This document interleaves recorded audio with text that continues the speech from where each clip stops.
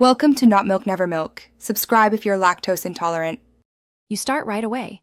Check the garment label and set the iron or steamer to the recommended temperature so you don't damage fibers. Once the device is up to full steam, fill it with distilled water to avoid mineral spots.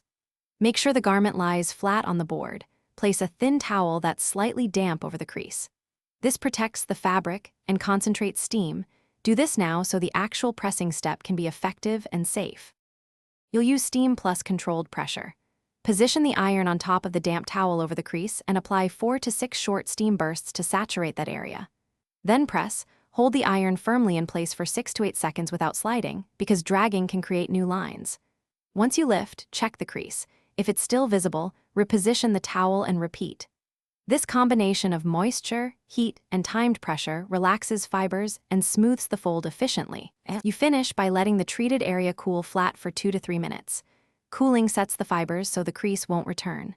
If a stubborn crease persists, repeat the steam and press cycle or use a light spray of starch for more hold. Make sure to test first. If you encounter water spots or shine, reduce temperature or use a pressing cloth. Key troubleshooting tip: if the fabric is delicate, always test on a hidden seam so you avoid irreversible damage. Thanks for watching. If this was helpful, leave a like and consider subscribing. See you next time.